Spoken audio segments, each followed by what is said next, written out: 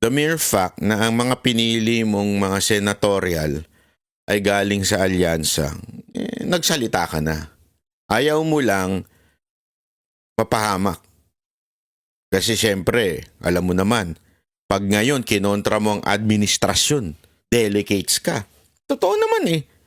So ibig sabihin, ikaw ang namumulitika, Madam Gwen, Madam Governor Gwen. Bakit?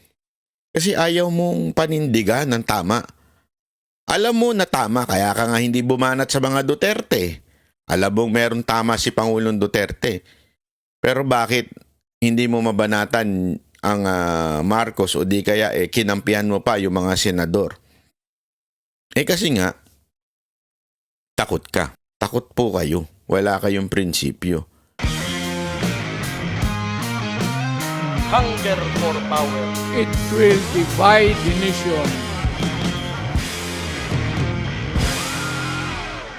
Inendorso ni Garcia sina Manny Pacquiao, Tito Soto, Ping Lacson, Bong Revilla, Pia Cayetano, Camille Villar, Francis Tolentino, Benher Abalos at Abby Binay. Wala sina Senator Amy Marcos, Tito Lapid at Erwin Tulfo. Ayon kay Governor Garcia, nakabatay sa ideolohiya at prinsipyo ng kanilang partido ang pagsuporta nila sa kandidato. Ang pinili raw nila ay yung may malasakit sa Cebu, pero may patama siya sa mga nasa pamahalaan. Ambot lang karon hinoon sa kauluhan. Itong mga dagko dito, sige away-away. Pag-away lang mo dihag inyo. Ay, miga pila diri. Walang pinangalanan ang gobernadora pero giit niya, walang mabuting naidulot sa bansa ang pag-aaway ng mga nasa itaas. Amoy pagpili sa inyong impyerno. Kay dinhi sa Subo, langit ang among gitinguha. Ayaw tugti ang mga kampon sa kangit-ngit nga maoy magbuak-buak na usab kanato. Nilinaw naman ni Garcia na nirerespeto niya si Pangulong Bongbong Marcos at kailanman daw hindi siya nagsalita laban sa mga Duterte lalo't malaki raw ang utang na loob niya sa dating Pangulo. Nagbabalita mula sa Frontline, Mean Los Baños, News 5. Pero gumigit na ka. Yun ang dyan, ang problema. Gumigit na ka, madam. So, whatever palusot mo na kesyo, hindi ka namumulitika, ayaw mo ng politika. The mere fact na ang mga pinili mong mga senatorial ay galing sa alyansa, nagsalita ka na. Ayaw mo lang mapahamak. Kasi siyempre, alam mo naman, pag ngayon kinontra mo ang administrasyon, delegates ka.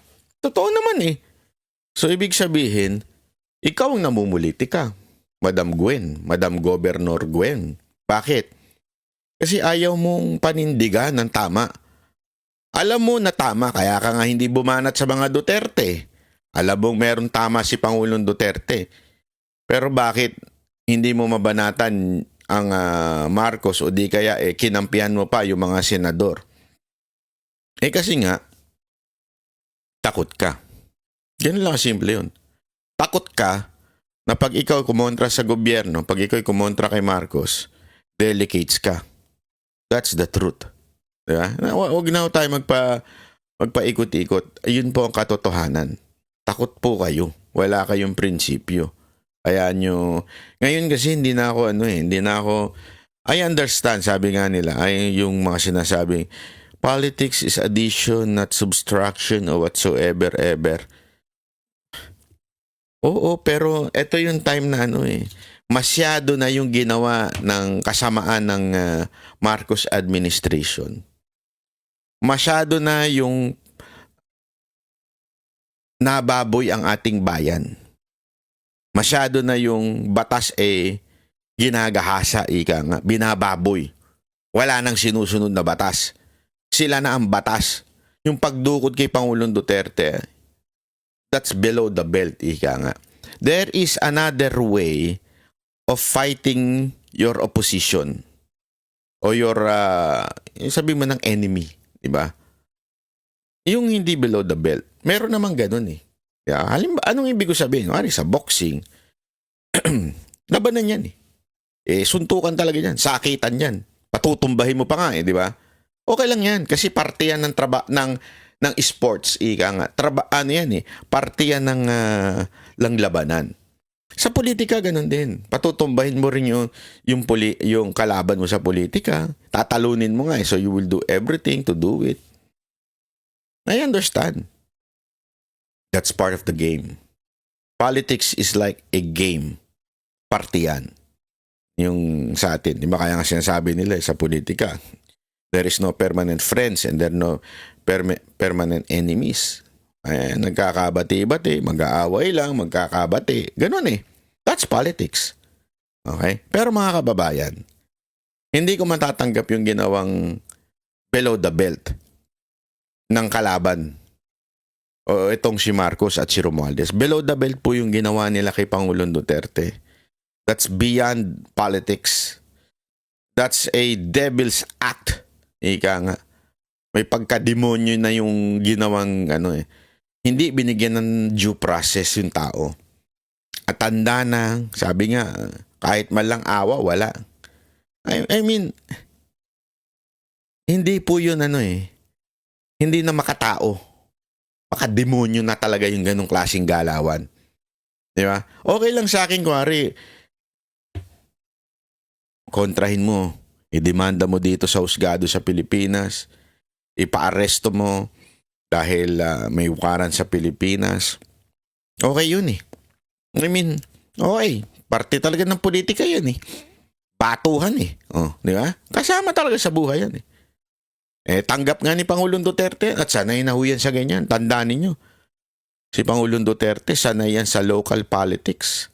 Ibig sabihin, talaga nga naman kung batuhan at batuhan lang naman din ng putik, kaya niyang tanggapin ang lahat ng putik, ilagan at ibato pabalik sa iyo. Yeah? Nangyari naman yan in 2016. Pero itong ginawa nila, ito below the belt talaga. Kaya sa tingin ko, mga kababayan, sa tingin ko lang naman, hindi pwede dito yung gitna. Meron niya ako narinig Saan ko ba napanood na video yun? Basta may napanood ako nag-trending na video. Ang problema kasi kay Senator Amy, gumit na siya.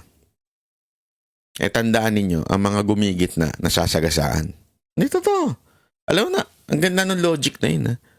Pag ikaw gumit na ka sa karsada, nasasagasaan ka. Kaya it's either nandun ka sa kabila o nandito ka sa kabila. Pag gumit na ka, bangga ka sigurado. Makakatagal ka for a meantime kasi umiilag sa'yo. Pero pagka sa sobrang gulo na ng trapiko, bangga ka dyan. Ganon po ang ginawa ni Senator Amy. Kaya sa tingin ko, it's too late. Honestly, yung ginawa niyang hearing, ilang beses ko na nilabas sa vlog ko na yan, na gusto ko yung ginawa niya. Let's give credit to her sa paggawa nun. Pero itong latest niya na video, hindi ko nagustuhan. Parang ginamit lang yung hearing na yun para sa ad niya. I'm sorry I mean suportado ko si BP Sara Duterte, suportado ko mga Duterte. I will never stop supporting the Duterte maging sa 2028. Pero I think medyo mali itong desisyon na ito. Sa tingin ko, hindi maganda at hindi makakabuti sa paninindigan ng Duterte. I really hope, I really hope PDP as well as the entire leadership of Duterte team will not accept Senator Amy.